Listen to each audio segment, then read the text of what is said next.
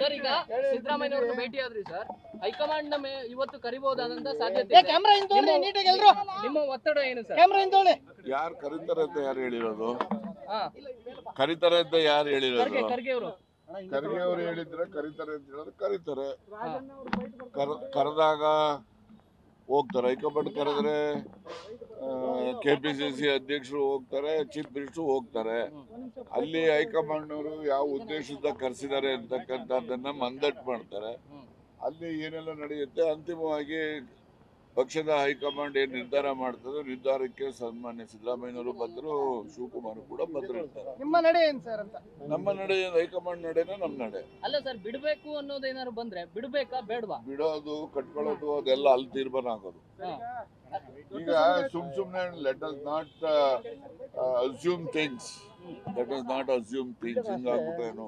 ಹಂಗಾಗ್ಬಿಟ್ರೇನು ನೀವೇನ್ ಮಾಡ್ತೀರಿ? ಅವೆಲ್ಲ DK ಶಿವಕುಮಾರ್ ಕೊಟ್ಟ ಮಾತು ತಪ್ಪಬಾರದು, ಆ ರೀತಿ ಎಲ್ಲ ಮಾತನಾಡ್ತಾ ಇದ್ದಾರೆ ಸರ್.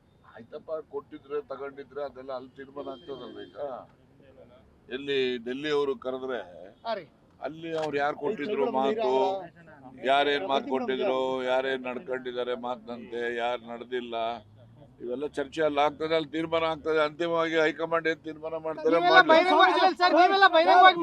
ಸಾಕಷ್ಟು ಆಕ್ರೋಶ ಸ್ವಾಮೀಜಿಗಳು ಮಾತಾಡಕತ್ತಾರೆ, ಸ್ವಾಮೀಜಿಗಳು ಕೂಡ ರಿಯಾಕ್ಷನ್ ನೀಡ್ತಾ ಇದ್ದಾರೆ ಸರ್. ನೋಡಿ, ನಾನು ಅನ್ಕೊಂಡು ಸ್ವಾಮೀಜಿಗಳು ಅಂದ್ರೆ ಸಮಾಜ ಸುಧಾರಣೆ, ಧರ್ಮ ಪ್ರಚಾರ ಮಾಡ್ತಕ್ಕಂಥದ್ದಕ್ಕೆ ಸೀಮಿತವಾಗಿರ್ಬೇಕು. ರಾಜಕಾರಣದ ವಿಷಯದಲ್ಲಿ ಯಾರು ಕೂಡ ಯಾರೇ ಸ್ವಾಮೀಜಿಗಳಾಗ್ಲಿ, ರಾಜಕಾರಣ ಎಲ್ಲ ಪಕ್ಷದಲ್ಲೂ ಇರ್ತಾರೆ, ಅವ್ರಿಗೆ ಬೇಕಿರೋರು ಬೇಡವಾದವರು. ಆದ್ರೆ ರಾಜಕಾರಣದ ವಿಷಯದಲ್ಲಿ ಅವರು ಮಧ್ಯಪ್ರವೇಶ ಮಾಡ್ತಕ್ಕಂಥದ್ದು ಸೂಕ್ತ ಅಲ್ಲ ಅಂತ ಹೇಳಿ ನಾನು ಭಾವಿಸ್ತೇನೆ. ಸರ್, ನೀವು ಬಹಿರಂಗವಾಗಿ ಮಾತನಾಡಿದಾಗ ಸಾಕಷ್ಟು ಆಕ್ರೋಶ ವ್ಯಕ್ತಪಡಿಸಿದ್ರು. ಈಗ ಅವ್ರ ಟೀಮಲ್ಲಿ ಎಲ್ಲ ಬಹಿರಂಗವಾಗಿ ಹೇಳಿಕೆಗಳನ್ನು ಕೊಡ್ತಾ ಇದ್ದಾರೆ ಸರ್. ಅವಾಗೆಲ್ಲ ಮಾತನಾಡಿದ್ರು ಸರ್, ಈಗ ಅವ್ರು ನೋಟಿಸ್ ಕೊಟ್ಟ ಮೇಲೆ ಮಾತಾಡ್ತಾ ಇದ್ದಾರೆ. ನೋಡಿ, ಒಂದ್ ಹೇಳ್ತೀನಿ ಕೇಳಿ. ಕಾಂಗ್ರೆಸ್ ಪಕ್ಷದಲ್ಲಿ ನೋಟಿಸ್ ಕೊಡೋದು, ಉತ್ತರ ಕೊಡೋದು ಇವೆಲ್ಲ ಇದ್ದೇ ಇದ್ದದ್ದಂತದ್ದೇ, ಗೊತ್ತಾಯ್ತಾ? ಸೊ ಹೀಗಾಗಿ ಇವೆಲ್ಲ ರಾಜಕಾರಣ ಅಂತಕ್ಕಂಥದ್ದು ನಿರಂತರವಾಗಿ ನಡೀತಕ್ಕಂತ ಒಂದು ಕ್ರಿಯೆ, ಗೊತ್ತಾಯ್ತಾ? ಅದರಿಂದ ಅದು ನಡೀತೆ. ಯಾವ್ಯಾವ ಸಂದರ್ಭಕ್ಕೆ ಆ ನಡವಳಿಕೆಗೆ ತಕ್ಕಂತೆ ಕ್ರಮಗಳು ಏನೇನಾಗ್ತವೆ ಅವೆಲ್ಲ ಆಗ್ತವೆ. ಸರ್, ಅಹಿಂದ ಬಿಟ್ರೆ ಕಾಂಗ್ರೆಸ್ಗೆ ಭವಿಷ್ಯ ಇದೆಯಾ? ಎಲ್ಲಾ ಪಾರ್ಟಿಗೂ ಅಹಿಂದ ಇದಾರೆ ಇಲ್ರಿ. ಏನು ಅಹಿಂದ ಕಾಂಗ್ರೆಸ್ಗೆ ಸೀಮಿತ ಇದಾರ? ಎಲ್ಲಾ ಪಾರ್ಟಿಲೂ ಅಹಿಂದನೂ ಇದಾರೆ. ಎಲ್ಲಾ ಪಾರ್ಟಿನಲ್ಲೂ ಕೂಡ ಮೇಜರ್ ಕಮ್ಯುನಿಟಿಗಳು ಇದಾವೆ.